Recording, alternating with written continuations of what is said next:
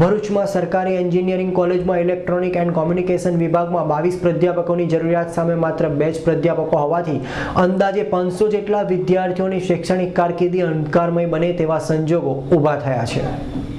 ભરૂચમાં સરકારી એન્જિનિયરિંગ કોલેજમાં ઇલેક્ટ્રોનિક એન્ડ કોમ્યુનિકેશન વિભાગમાં 22 પ્રાધ્યાપકોની જરૂરિયાત સામે માત્ર 2 જ પ્રાધ્યાપકો હોવાથી અંદાજે 500 જેટલા વિદ્યાર્થીઓની શૈક્ષણિક કારકિર્દી અંધકારમય બને તેવા સંજોગો ઊભા થયા છે। વિદ્યાર્થીઓએ આજે વિરોધ પ્રદર્શિત કરી કાયમી ધોરણે પ્રાધ્યાપકોની માંગ ઉઠાવી છે।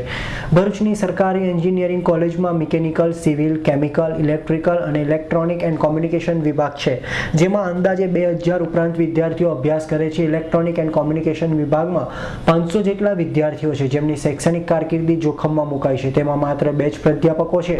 500 જેટલા વિદ્યાર્થીઓ વચ્ચે માત્ર 2 જ પ્રાધ્યાપકો શિક્ષણ આપે છે, જેને લઈ વિદ્યાર્થીઓની કારકિર્દી સામે પ્રશ્ન ઊભો થયો છે।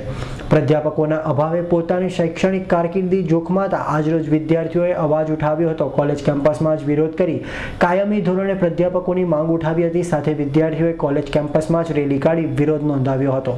પ્રાધ્યાપકોના હોવાથી શૈક્ષણિક કાર્ય ચાલતું નથી। કોલેજમાં વિદ્યાર્થીઓ તો આવે છે, પરંતુ પ્રાધ્યાપકોના અભાવે પીરિયડના લેવાતા હોવાથી હાજરી પુરાવી કેમ્પસમાં બેસી રહે છે। પ્રાધ્યાપકોની ઘટ અને તેના કારણે વિદ્યાર્થીઓનું શિક્ષણ કાર્ય જોખમાવા અંગે ગુજરાત ટેકનિકલ યુનિવર્સિટીના વાઇસ ચાન્સેલર સુધી પત્રો લખી રજૂઆત કરી છે। વારંવારની રજૂઆતો બાદ બીજા 2 પ્રાધ્યાપકો આપવાની તૈયારી બતાવી છે, પરંતુ જ્યાં 22 પ્રાધ્યાપકોની જરૂર હોય ત્યાં 2 કે 4 પ્રાધ્યાપકોથી શું થાય? સરકારી પ્રાધ્યાપકોની નિમણૂક બાબતે ગંભીરતા બતાવે તે જરૂરી છે।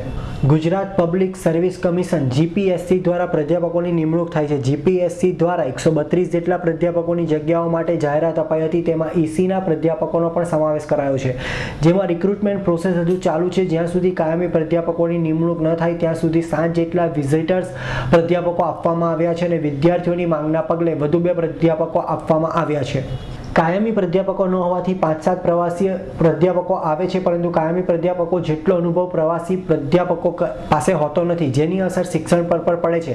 બીજું, છઠ્ઠા સેમેસ્ટરમાં power electrical, advance micro processor અને ટેલિકોમ્યુનિકેશન એન્ડ નેટવર્કિંગ આમ 3 વૈકલ્પિક વિષયો હોય છે, પરંતુ તેમાં વિષયના પ્રાધ્યાપકો ન હોવાથી માત્ર એક જ ટેલિકોમ્યુનિકેશન એન્ડ નેટવર્કિંગ વિષય જ તમામ વિદ્યાર્થીઓએ ફરજિયાત લેવો પડે છે। આવું જ 7મા સેમેસ્ટરમાં પણ સાયબર સિક્યોરિટી અને ડિઝાસ્ટર મેનેજમેન્ટ આમ 2 વૈકલ્પિક વિષયો છે, તેમાં પણ વિકલ્પને સ્થાન નથી, જેના કારણે વિદ્યાર્થીઓએ ના છૂટકે પસંદગીના વિષયને છોડી અભ્યાસ કરવો પડે છે। સરકારશ્રીએ 2 ફેકલ્ટીની તાત્કાલિક કેજી પોલિટેકમાંથી સેવા ફાળવણી કરીને અહીંયા નિમણૂક કરેલી છે। તો ટેમ્પરરી સોલ્યુશન આ સેમિસ્ટર પૂરતું તો સોલ્યુશન આવી ગયું છે। હવે જીપીએસસીમાં જ્યારે પણ નવી નિમણૂક થશે તો ત્યારે ફેકલ્ટી આવી જશે। આવી સૈયદનો રિપોર્ટ, ભરૂચ।